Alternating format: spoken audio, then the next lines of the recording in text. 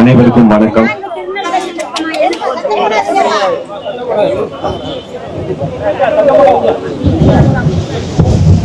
தூத்துக்குடி மாவட்டம் ஆறுமுகமங்கலத்தை பூர்வீகமாக கொண்ட 27 வயது பட்டதாரி இளைஞர் கவின் என்பவரை திருநெல்வேலி KTC நகரில் வைத்து கொடூரமாக வெட்டி கொலை செய்ததை கண்டித்து இன்று புதிய தமிழகம் கட்சியின் சார்பாக டாக்டர் ஐயாவின் ஆணைக்கிணங்க இங்க ஒரு போராட்டம் நடைபெற்று வருகிறது. அது வெறும் கவினுடைய கொலைக்கு மட்டும் என்று பொருள் கிடையாது. கவின் உடைய கொலை பரவலாக தமிழ்நாடு எங்கும் இந்திய அளவிலும் பேசப்படுவது காரணம் அது ஒரு ஆணவ கொலை என்ற ஒரு ஆங்கிள் இருக்கிறதுனால. புதிய தமிழகம் கட்சி பொறுத்த மட்டிலும் ஒரு தேவேந்திர குல வேளாளர் இளைஞர் கொல்லப்படுவதும் அதற்கு ஒரு குறிப்பிட்ட ஒரு குற்ற பரம்பரை ஜாதி காரணமாக இருப்பதும் ஒன்று புதிது கிடையாது. அரிதாக நம்ம போராட்டம் கிடையாது. நம்ம ஒரு வருஷத்துக்கு 3 மாசம் 4 மாசம் போராடிக்கிட்டு இங்க இதே இடத்துல போராட வேண்டிய நிலைமைதான் இருக்குது. அது எல்லாத்துக்குமே தெரியும். அந்த வகையில இன்றைக்கும் நம்ம போராடி சேர்ந்திருக்கோம். ஒரு வாரம் முன்னாடிதான் இதே இடத்துல நம்ம மாஞ்சோலை தியாகிகளுக்காக நினைவஞ்சலி கூட்டமும் பேரணியும் நம்ம நடத்தணும். ஒரே வாரத்துல இன்று நம்ம மீண்டும் இப்படி ஒரு துயரமான விஷயத்தை கண்டித்து போராடுவதற்காக கூட வேண்டியது இருக்குது. அது கூட வேண்டியது நம்மளோட கடமை. புதிய தமிழகம் அந்த கடமையிலிருந்து என்றைக்கும் மாறாது.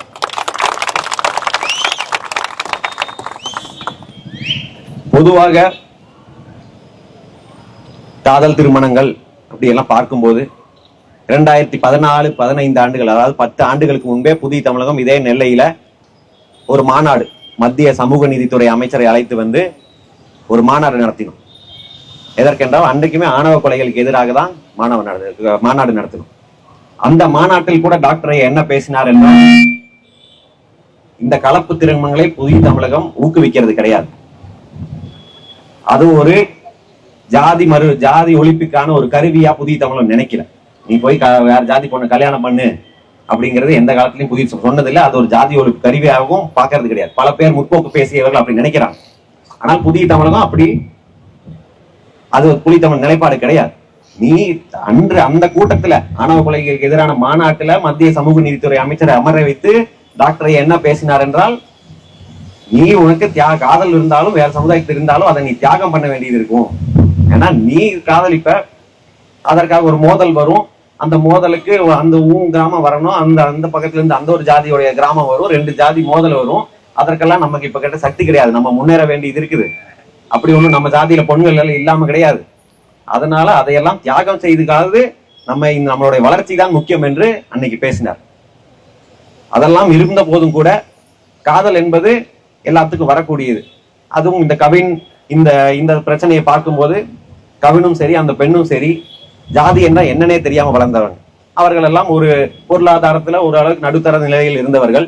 2 குடும்பங்களும் ஒரே கவின் குடும்பம் அவர்களை விட ஒரு அளவுக்கு பொருளாதாரத்தில் மேல் தோங்கி இருந்தவர்கள் தான். அந்த நிலையில் இருந்தும் கூட அவர்களுக்கு ஜாதியை பற்றி எந்த புரிதலும் கிடையாது. ஜாதி சார்ந்த எந்த ஒரு அரசியல் பற்றியும் எந்த புரிதலும் கிடையாது. அவர்கள் ஒரு இந்த சமூகத்துல ஒரு மாடர்ன் இளைஞர்களாக வாழ்ந்தவர்கள். அதுவும் கவின் எல்லாம் நல்ல பள்ளிக்கூடத்துல படித்து நல்ல கல்லூரிக்கு போய் பல லட்சங்கள் ஒரு மாசத்துக்கு பல லட்சங்கள் சம்பாதிக்கக்கூடிய ஒரு இளைஞர். அந்த இளைஞருக்கு ஜாதி பற்றி கவலை கிடையாது. அந்த பெண்ணை பற்றி கூட பல பேர் சமூக வலைத்தளங்கள் எழுதுறாங்க, தவறாக எழுதுறாங்க. அதெல்லாம் உண்மைக்கு மாறானது. 27 வயது வரைக்கும் திருமணம் செய்து கொண்டால் அந்த கவினை திருமணம் செய்து கொள்ளும் என்று உறுதியாக நின்றிருக்கிறாங்க அந்த பெண்.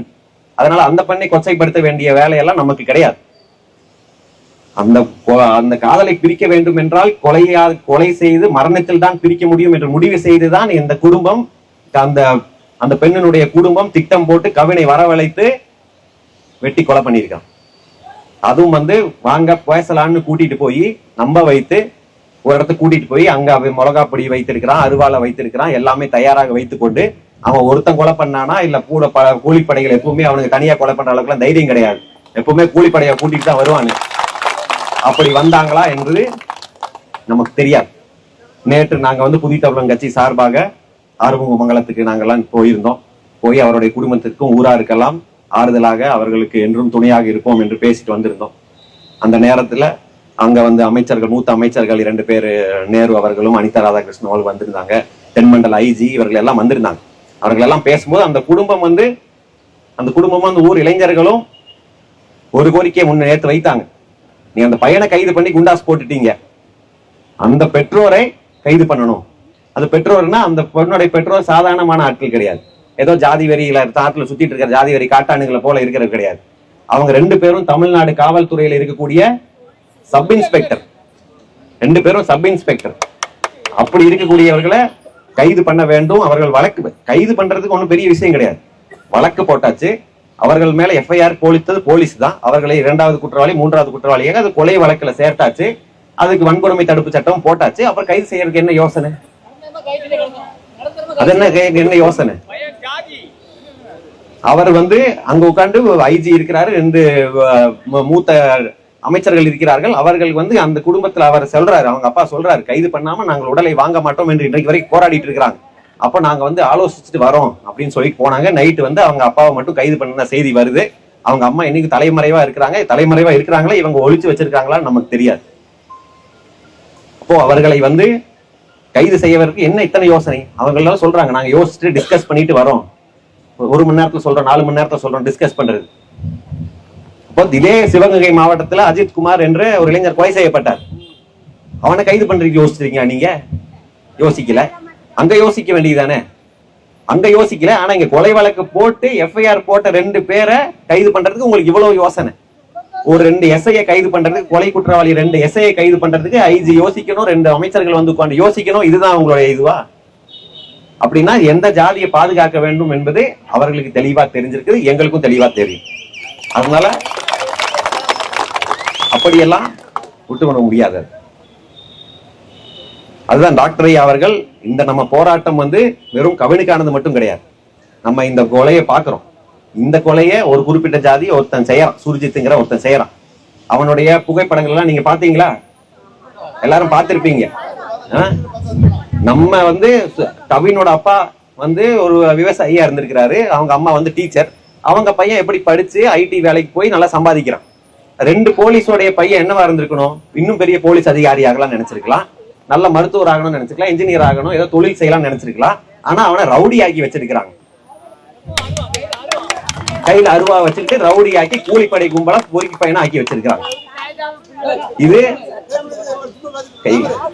இது அவங்களோட பெற்றோரோட மட்டும் குற்றம் சொல்றது கிடையாது. அவங்க பெற்றோர் மட்டும் இதுக்கு காரணம்னு சொல்லிட முடியாது. அவங்களுடைய ஒட்டுமொத்த ஜாதி, அவங்க சூழலும் மொத்தமே காரணம் என்றுதான் சொல்லணும். நீ என்னதான் சட்டம் கொண்டு வந்தாலும் ஒரு ஜாதி வந்து அருவாளை தூக்குவதும், வெட்டுவதும், அது கொலை செய்வதும், கூலிப்படையா இருப்பதும், கஞ்சா விற்பதும் தான் பெருமை, வீரம், கௌரவம் என்று மாறி மாறி அந்த ஜாதிக்குள்ள கொம்பு சீவி விட்டுக்கொண்டே இருந்தா வர்ற இளைஞர் அப்படிதான் வருவான். போலீஸா இருந்தாலும் அவன் பையன் எப்படிதான் இருப்பான், டாக்டரா இருந்தாலும் அவன் பையன் எப்படிதான் இருப்பான். அருவாள் தூக்குவதுதான் அவனுக்கு வீரம்.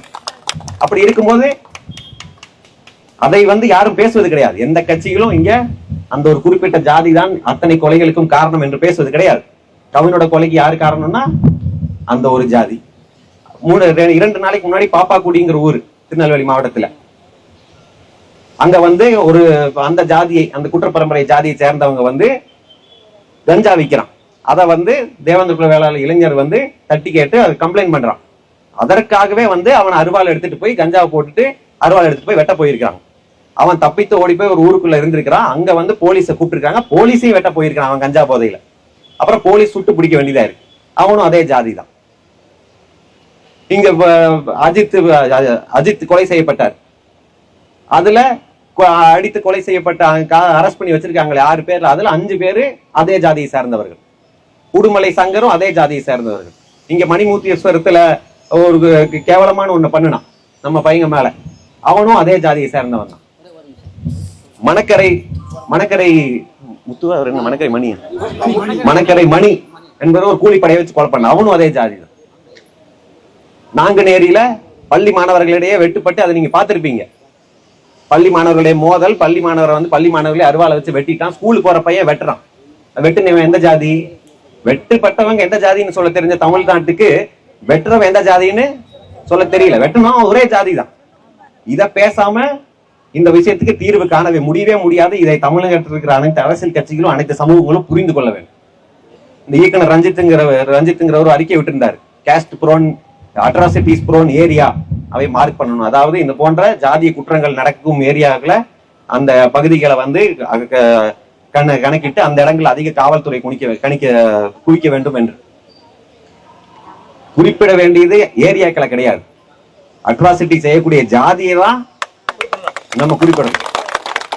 நீ வந்து தூத்துக்குடியில் இருக்கிற பையனை பைக்ல கூட்டிட்டு வந்து கேடிசி நகர்ல வச்சா எங்க போலீஸை குவிக்கிறது? கேடிசி நகர்ல வைக்கிறதா, வர்ற வழியில எல்லாம் வைக்கிறதா, எங்க வைக்க முடியும்? தப்பு செய்யறது ஒரு ஜாதிக்காரன், அவனை தான் நம்ம அடையாளம் படுத்தணும். அதை வந்து இங்கிலீஷ்காரனுக்கு கரெக்டா தெரிஞ்சிருக்கு. அவனுக்கு இந்த ஓட்டு இதெல்லாம் கிடையாது இல்ல, அதனாலதான் குற்றப்பரம்பரை சட்டம்னு போட்டு வச்சுட்டான். அந்த சட்டம் போனதுக்கு அப்புறம் இவனுக்கு பழையபடி குற்றம் செய்ய ஆரம்பிச்சுட்டாங்க. இதெல்லாம் பேசுவது வந்து இதெல்லாம் பேசணும், ஒரு ரெண்டு ஜாதிக்கு இடையில மோதலை உண்டாக்கணும்ங்கிறதெல்லாம் நம்ம பேசுறது கிடையாது. அவர்கள் திருந்த வேண்டிய, ஏன்னா வெட்டுப்பட்ட இடத்துல இருந்து நாங்க மீண்டும் மீண்டும் பேசிட்டு இருக்கிறோம். நீ வெட்டிக்கிட்டே இருப்ப, உன்னை குற்றப்பரம்பரைன்னு சொல்லக்கூடாது, நீ கொலை பண்ணணும்னு சொல்லக்கூடாது, நீ தேவர் ஜாதியில இருக்கிற பிரிவுகள் தான் இது பண்ணக்கூடாதுன்னு பேசினா எப்படி இருக்கு? எப்படி தாங்கிக் கொள்ள முடியும்? பேர் சொல்லிட்டா மட்டும் உனக்கு கோவம் வருது அவனுக்கு?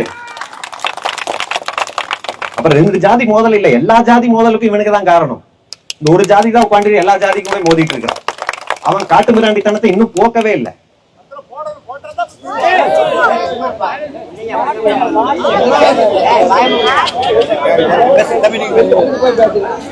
அதுவும் அதுதான் அவரு சொன்னதுல ஒன்னும்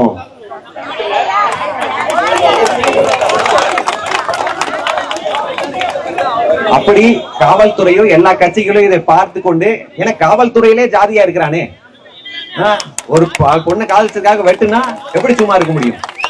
காவல்துறையே 2 SI இவ்வளவு ஜாதி வெறியா இருந்திருக்கிறான்னா அவன் பதவியில் இருந்த போது அவருக்கு எப்படி நடத்தியிருப்பான்? தேவேந்திர குல வேளாளர் பாதிக்கப்பட்டு போயிருந்தா எப்படி நடத்தியிருப்பான்? அவர் ஜாதியை சேர்ந்தவர்கள் போயிருந்தா ஜாதி பட்டியல் எப்படி காப்பாத்தி இருப்பான்? அந்த கான்ஸ்டபிளா இருக்கிறவங்களை எப்படி ஜாதி பார்த்து நடத்தி இருப்பான்?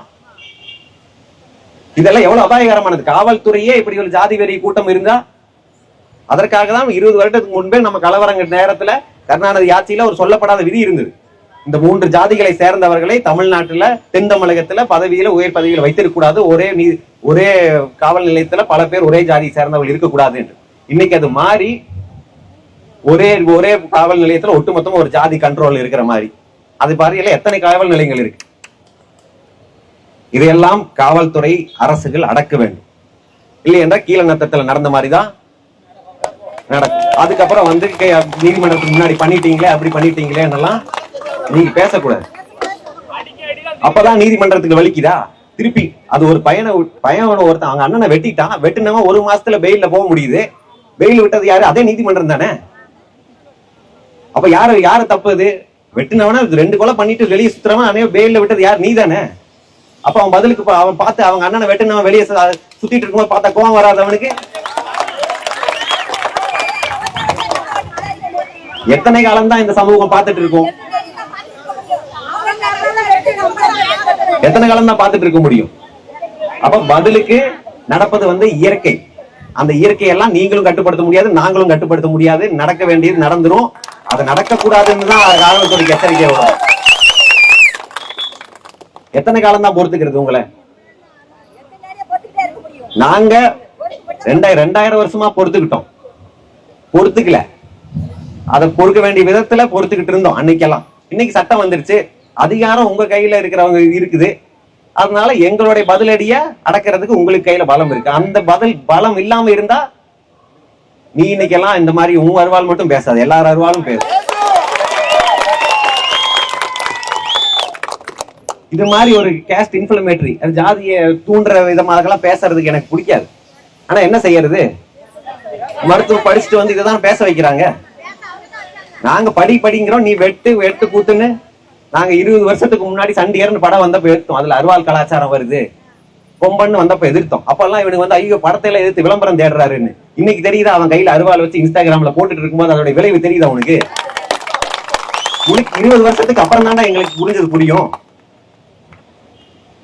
நாங்க அன்னைக்கு சொல்லும் போதெல்லாம் புரியல. இல்ல அது அந்த அருவாளை வைக்கிற, இது அருவாளை வந்து பெருமையை அவன் ஜாதிக்கான அடையாளமா மாத்திர, அதுல இருந்து ரத்தம் சொட்ட விடுற, இது யாரோட ரத்தம்னு கேட்டோம்ல. இப்ப தெரியுது அது யாரோட ரத்தம்னு. யாரோட ரத்தம்னு தெரிஞ்சுதானே நாங்க அதை எதிர்த்து தெரிவிக்கிறோம். அன்னைக்கு உங்களுக்கு இது புரியல இல்ல. அதனால அரசுகளும் சரி, இந்த இப்போ திமுக அரசு இருக்குது, ஸ்டாலின் அவர்கள் அங்க வந்து திருப்புவனத்துல, அதாவது மடப்புறம் சிவகங்கை மாவட்டம் மடப்புவனம் திருப்புவனத்துல வந்து கொலை நடந்த போது அது வந்து ஒரு நகை திருட்டு என்று குற்றம் சாட்டப்படுகிறார். அந்த இளைஞரை வந்து தனிப்படை கூட்டிட்டு போய் அடிச்சு கொலை செய்யுது. அதற்கு வந்து முதலமைச்சர் வந்து ஒரு போன் பண்ணி சாரி கேட்டார். சாரி தான் கேட்பீங்க, கிண்டல் அடிச்சாங்க. ஆனா இங்க ஒரு அறிக்கை கூட விடுவதற்கு மனசு இல்லையா உங்களுக்கு? அதுவும் ஜாதி பார்த்து தான் வருமா ஸ்டாலினுக்கு? நீங்க முதலமைச்சரா பேசலன்னா பரவாயில்ல, திராவிட முன்னேற்ற கழகம் ஒரு முற்போக்கு இயக்கம், ஒரு முற்போக்கு இயக்கத்தினுடைய தலைவர் தானே நீங்க. அந்த முற்போக்கு இயக்கத்தினுடைய தலைவர் நீங்க இப்படி ஒரு ஆணவ கொலை ஜாதி மாறி காதலிச்சாங்க என்பதற்காகவே கொலை செய்யப்பட்டிருக்கிறார். அதற்கு ஒரு நீங்கள் வந்து இது போல நடக்கக்கூடாது, ஒரு சமூக சீர்திருத்தம் வர வேண்டும் என்று பேசுறது கூட ஸ்டாலின் அவர்களுக்கு மனம் வரவில்லையா? ஏன் அப்படி பேசிவிட்டால் ஒரு ஜாதி ஓட்டு போடாதுன்னு நினைக்கிறீங்களா? அப்படி பேசலன்னா நாங்களும் ஓட்டு போடக்கூடாது இல்ல? அப்ப தேவேந்திர குலவேலன் என்ன செய்யணும்? அதை காட்டணும்.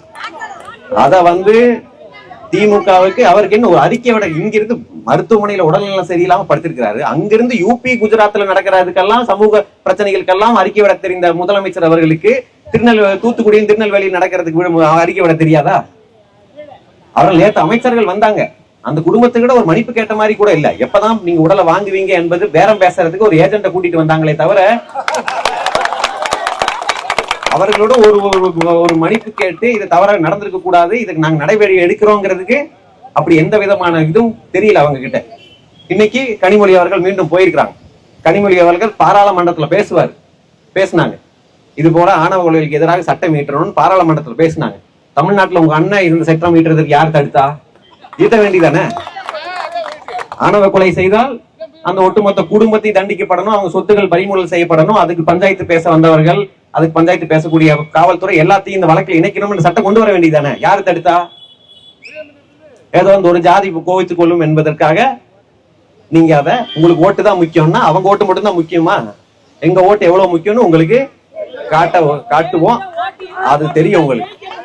அது நீங்க வெறும் அதாவது இத்தனை ஆண்டு காலமா என்ன பண்ணிட்டு இருந்தாங்கன்னா, நம்மளுடைய அந்த பாதிக்கப்படக்கூடியவர்கள் வெறும் ஏழை சமுதாய ஏழையா இருப்பாங்க, அவங்க பொருளாதாரத்தில் பின்தங்கியவர்களா இருப்பாங்க, அவர்களுக்கு கொண்டு போய் 6 லட்சம் செக் கொடுக்கறது, உனக்கு அரசு வேலை தரேன், நீ எப்படியாவது உடலை வாங்கி இந்த பிரச்சனையை முடிச்சிரு அப்படிங்கிற நிலைப்பாடா இருக்கு. ஒண்ணு அரசு வேலை வாங்கிட்டு அவர் அரசு ஊழியர் அரசை எதிர்த்து போராட முடியாம போயிடும், இல்லாட்டி அரசு வேலை கிடைத்தாவலாவது நம்ம பிழைத்துக் கொள்ளலாம் என்று அரசு வேலைக்கு காத்துக்கொண்டே அரசை எதிர்க்காம போயிடுவாங்க. ஆனா இந்த குடும்பம் நீங்க நினைக்கிற மாதிரி கிடையாது. அவங்க கொஞ்சம் பொருளாதாரத்துல மேல இருக்கிற குடும்பம் 5 லட்சம் எல்லாம் வேண்டான்னு திருப்பி கொடுத்தாச்சு, நீதிதான் வேண்டும் என்று நிற்கிறார். அப்ப உனக்கு வேற வழி தெரியல, புரோக்கர் எல்லாம் கூட்டிட்டு வந்து ஏதாவது பண்ண பாக்குற, அதெல்லாம் நடக்காது. அதுவும் வந்து வெறும் நீதி பெற்று தர வேண்டும் என்றால் வெறும் அவர்களை கைது செய்வது மட்டுமே நீதி கிடையாது. விரைவு நீதிமன்றம் மூலம் 90 நாள்ல வழக்கை நடத்தி சார்ஜ் ஷீட் ஃபைல் பண்ணி அவனை பெயிலே விடாம 3 பேருக்கும் தண்டனை, 3 பேரா இதுல சம்பந்தப்பட்டவர்கள் மேல வேற யாரும் இருக்கிறாங்களா என்று பார்த்து அவர்களை தண்டனை வாங்கி கொடுப்பது மட்டும்தான் நீதியா இருக்கு. இவங்களுக்கு கொடுக்கிற தண்டனையை பார்த்து இனிமேல் இது போல ஒரு சம்பவம் கூட தமிழ்நாட்டில் நடக்கக்கூடாது. அப்படி என்னதான் அவங்களுக்கு கௌரவம்னு தெரியல. குற்ற பரம்பரையில் இருந்துட்டு அவங்களுக்கு என்ன பெரிய கௌரவம் கிடைக்குது? நீ வந்து அந்த பொண்ணு 10 வருஷம் காதலிச்சிருக்க அந்த பையனை வெட்டிட்ட, இனி எந்த ஆம்பளை உங்க ஜாதியில அந்த பொண்ணு கல்யாணம் பண்ணி போறீங்க? அப்படி கௌரவமான ஆம்பளை யார் இருக்கிறீங்க உங்க ஜாதியில? அந்த பொண்ணு உண்மையாதான் இருந்திருக்கு. அப்போ இதையெல்லாம் நாங்கள் வெறும் என பார்த்து கொண்டெல்லாம் இருக்க முடியாது. தேவேந்திர குல சமுதாயம், ஏன்னா இந்த போது இவ்வளவு பெரிய கூட்டம் போராட்டம் வந்து டாக்டரை அறிவிச்சு 2 நாள் தான் ஆச்சு. உணர்வோட அத்தனை பேரும் வந்திருக்கிறாங்க. இது எதுவும் வந்து பணத்தை கூட்டிட்டு வந்து கூட்டம் கிடையாது. போலீஸுக்கு பார்த்தாலே தெரியும் யார் பணத்துக்கு வந்தவங்க, யாரு உணர்வோட வந்தவங்கன்னு பார்த்தாலே தெரியும். போன வாரம் தான் இங்க பெரிய பேரணி, ஆயிரக்கணக்கான வைத்து பேரணி நடத்தணும். இந்த வாரம் அதே 2 நாள்ல ஒரு பொதுக்கூட்டம் நடத்தியிருக்கிறார் என்றால், அது ஒரு போராட்டம் வைத்திருக்கிறார் என்றால் அதோட முக்கியத்துவத்தை உணர்ந்து உணர்வோடு வந்தவர்கள் தான் இந்த புதிய தமிழர் கூட்டம். அந்த உணர்வு அடித்தளம் வரைக்கும் வேர்கள் வரைக்கும் பாயும்னு அவர்களுக்கு தெரியும். அதனால அரசுகள் வந்து இதை லைட்டா எடுத்துக்கூடாது. அவர்களுக்கு உடனடியாக தண்டனை பெற்று தர வேண்டும். நாங்க வந்து புதிய தமிழன் கட்சி வந்து பட்டியல் வெளியேற்றம் கேட்டுட்டு இருந்தோம். நம்ம பட்டியல் வேற்றம் கேட்கும் போது என்ன நீங்க டாக்டர் நீங்களும் உங்க பையனும் மட்டும் டாக்டர் படிச்சு முன்னேறிட்டீங்கன்னா போதுமா அப்படின்னு எல்லாம் நக்கலா கேட்டாங்க. இப்ப கவினும் தான் படிச்சிருக்கிறான், அவன் படிச்சிருக்கான்ல, அவன் பொருளாதாரத்துல முன்னேறிதான் இருக்கிறான். அப்பவும் நீ போய் அவனை வெட்டினி இல்ல, என்ன பிரச்சனையா இருந்தது? உங்க எஸ்சியில இருக்கிறதான் பிரச்சனையா இருந்தது. அப்ப அதெல்லாம் சொன்னப்போ உங்களுக்கு புரியல. முற்போக்கு பேசியவர்களே அதெல்லாம் புரியல. இன்னைக்கு எல்லாமே உங்களுக்கு 20 வருஷம் 50 வருஷம் பிறகுதான் புரிய வருதுன்னா நாங்க என்ன பண்ண முடியும்? அதற்காக நாங்க போராடாம எல்லாம் இருக்க முடியாது. நாங்கள் அன்னைக்கு பட்டியல் வேற்றம் கேட்டோம், இன்னும் கேட்கிறோம்.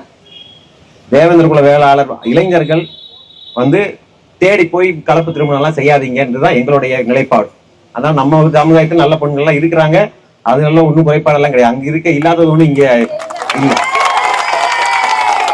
அதனால அதுதான் எங்களுடைய நிலைப்பாடு. அது கூட ஒரு 4-5 வருஷம் முன்னாடி ஒரு டிவியில பேசும்போது கலப்பு திருமணத்தை நீங்க ஆதரிக்கிறீங்கன்னு அது நாங்க ஆதரிக்கல. அது புத்தகத்தை படித்துக் கொண்டு கலப்பணம் திருமணம் செய்து கொண்டா ஜாதி ஒழின்னு அது எப்படி ஒழியும்? பிறக்கிற குழந்தை ஏதோ ஒரு ஜாதியா தானே பிறக்கும், ஜாதி இல்லைன்னு எப்படி பிறக்கும்? அதனால அதையெல்லாம் ஜாதி ஒழிப்புக்கான கருவி கிடையாது. அது மீண்டும் அதே ஜாதி ஒழிப்பு போராளிங்கிறதெல்லாம் கிடையாது. ஒருவர் அவருக்கு ஜாதி இல்லைன்னு நினைக்கக்கூடிய ஒரு கூட்டம் அவங்க விரும்புறாங்க, அவங்க இயற்கையா காதல் வருது. காதல்னா இயற்கையா தான் வரணும், ஜாதி ஒழிப்புக்காக எல்லாம் காதல் வரக்கூடாது. இயற்கையா ஜாதி ஒழிப்புக்கு காதல் வந்தாலும் ஜாதியை காப்பாத்துற காதலும் ஒரே மாதிரி தான். இயற்கையா வரும்போது சில பேருக்கு ஒரே ஜாதிக்குள்ள வரும், சில பேருக்கு வெவ்வேறு ஜாதிக்குள்ள வரும். அதையெல்லாம் மனிதனோட பார்க்க வேண்டும், அதை ஜனநாயக ரீதியாக பார்க்க வேண்டும். அப்படித்தான் புதிய தமிழகம் அணுகு. சமூக ரீதியாக இது நிலைப்பாடு. ஆனால் இங்க சட்ட ஒழுங்கு என்று வரும்போது நீ கொலை பண்ணும் அளவுக்கு போகும்போது அதை புதிய தமிழகம் விட்டு விடாதுங்கிறது தான் எங்களுடைய நிலைப்பாடு. அதனால திமுக அரசு அவர்களுக்கு கைது செய்து அவங்க பெற்றோர் தாயையும் கைது செய்யணும். அவர்களை மட்டும் கைது பண்ணாம வச்சிருக்காங்க. கைது செய்து எல்லாரும் மேலே குண்டாசை போடுவீங்க, என்னத்தை போடுவீங்க? குண்டாசை போட்டாலே பயமா இருக்கு நம்மளுக்கு. ஏன்னா வழக்கமா இந்த கூலிப்படைகளை கைது பண்ணி குண்டாசை போடுவான். குண்டாசை போடுவனாலே மெயின் கேஸ் நிக்காதுன்னு அர்த்தம். மெயின் கேஸ்ல நேற்று சொல்றாங்க ஐஜி எல்லா கேஸ்லயுமே கன்விக்ஷன் வாங்கி கொடுத்துட்டோம். எந்த தென் தமிழகத்தில் நடந்த எந்த கொலை கேஸ்ல தண்டனை வாங்கி கொடுத்தீங்க? எத்தனை வருஷமா நாங்க பாத்துட்டு இருக்கிறோம். 10 கொலை 20 கொலை பண்ணணும்னால போலீஸ் செக்யூரிட்டியோட இந்த பெரிய தாதாக்களா சுற்றி திரிகிறான். இதே திருநெல்வேலி தூத்துக்குடியில அவங்க மேல எல்லாம் உங்களுடைய கண்ணு படாது. அதனால இவர்களை கைது செய்து, இந்த பெற்றோரையும் கைது செய்து அவர்களுக்கு சார்ஜ் ஷீட் 90 நாள்ல ஃபைல் பண்ணி விரைவு நீதிமன்றம் மூலம் நீதி வாங்கி கொடுக்க வேண்டும். அதற்கு தனி சட்டம் இயற்றுகிறார்கள் என்று கேட்கிறாங்க. தனி சட்டம் இயற்றலாம், ஆனா இப்போது இருக்கிற சட்டமே வலுமையான சட்டம் தான். கொலையை விட பெரிய ஒண்ணு குற்றமெல்லாம் பண்ணி கொலைக்கு கொடுக்கக்கூடிய தண்டனையே பெரிய தண்டனை தான். அதற்கான தண்டனையை நேர்மையாக அமல்படுத்துங்கள் என்றுதான் நாங்கள் கேட்கிறோம். அதை நடத்தி நீதியை பெற்றுத்தர வேண்டும். அது வரைக்கும் புதிய தமிழகம் போராடாது. அதுவும் மற்ற எல்லா கட்சிகளும் பேசணும். வெறும் ஸ்டாலின் மட்டும் பேசணும்னு பேசலன்னு சொல்லல. அதிமுகவும் ஏதோ கடமைக்காக ஒரு அறிக்கை விடுகிறது. அவர் ஏதோ பிரச்சாரம் மட்டும் பண்ணிட்டு இருந்தா போதும், எந்த இஷ்யூ பேச வேண்டாம்னு நினைக்கிறாரான்னு தெரியல. இல்ல மௌனமா இருந்துட்டா 2 பேரும் ஓட்டு போட்டுருவாங்களோன்னு நினைக்கிறாரான்னு எனக்கு தெரியல. மற்ற கட்சிகள் எல்லாம் ஏதோ அழுத்தத்தின் காரணமாக 2-3 நாள் 4 நாள் கழித்து அறிக்கை ஏதோ பேரளவுக்கு அறிக்கை விட்டுட்டு இருக்காங்க. மற்ற சமூகங்களும் அதை பார்த்து கொண்டு இருக்குது. மடப்புறம் அஜித்துக்கு எல்லாரும் போராடணும். புதிய தமிழகம் கட்சி மதுரையில் ஆயிரக்கணக்கான வைத்து போராடிச்சு. இந்த விஷயத்துக்கு ஏன் யாரும் போராட வரல? அவன் ஜாதி பார்த்துதான் போராடணுமா வேண்டாமான்னு பாக்குறான். இதுவும் அதை விட மோசமான ஒரு கொலை தானே. அது காவல்துறைனா அது காவல்துறை எதிர்க்கலாம், அது அரசு எதிர்க்கிற மாதிரி ஆயிரும். ஆனா இங்க ஒரு கூலிப்படை கும்பலை எதிர்க்கிறதுக்கு அவங்களுக்கு கசக்குது. அந்த ஜாதி பாசம் இடிக்க ஆரம்பிச்சிருது அவங்களுக்கு. ஏன்னா இந்த ஜாதி ஏன் திருப்பி சொல்ல வேண்டியது இருக்குன்னா, இங்க திராவிடம்னு பேசுறான்ல, திராவிடம்னு பேசுறவன் 2 பேரும் திராவிட ஜாதின்னு ஒன்னா சேர்த்து வைக்கணுமா இல்லையா? அவனுக்கு எல்லாம் 2 ஜாதி திராவிட ஜாதி தானே. இந்துத்துவான்னு பேசுறான், 2 பேரும் இந்து தான் பெரும்பாலும். அப்ப 2 இந்து ஜாதிக்குள்ள ஏன்டா மோதுறீங்கன்னு கேட்கணும். இல்லைன்னா 2 பேர் தமிழ் தானே, தமிழ் தேசியம் பேசுறவன்னு கேட்கணும். அவன் ஆடு மாடுகளை வச்சு மாநாடு போடுறான். மனுஷன் இந்த காட்டாங்களை புடிச்சு பேசி இவங்களை திருத்துங்கன்னு சொன்னா அது பேச மாட்டேங்கிறாங்க. தமிழ் ஜாதிகளுக்குள்ள இருக்கிற பிரிவினையை களையாமல் இங்க எந்த தேசமும் அமையாது. அது தமிழ் தேசியமா இருந்தாலும் சரி, திராவிட தேசியமா இருந்தாலும் சரி, இந்துவா இருந்தாலும் இந்தியாவா இருந்தாலும், இங்க ஜாதிகளை இந்த ஒரு ஜாதி பிரிவினையை மட்டுமே அவர்களுடைய மூலக்கருவாக கொண்டு, அதை வன்முறையை மட்டுமே மூலக்கருவாக கொண்டு செயல்பட்டு கொண்டிருக்கும் வரை அது மாறாது. அதை அரசுகள் அடக்க வேண்டும், மற்ற கட்சிகள் எல்லாம் திருத்த வேண்டும். அந்தந்த ஜாதியிலே எல்லா அரசியல் பேசவும் இருக்கிறாங்க. அந்த ஜாதியில் இல்லையா? திமுக இருக்கிறாங்க, அதிமுக இருக்கிறாங்க, நாம் தமிழர் இருக்கிறாங்க, பாஜக இருக்கிறாங்க, விஜய் கட்சியில் இருக்காங்க, எல்லா கட்சியிலும் தான் இருக்கிறான்.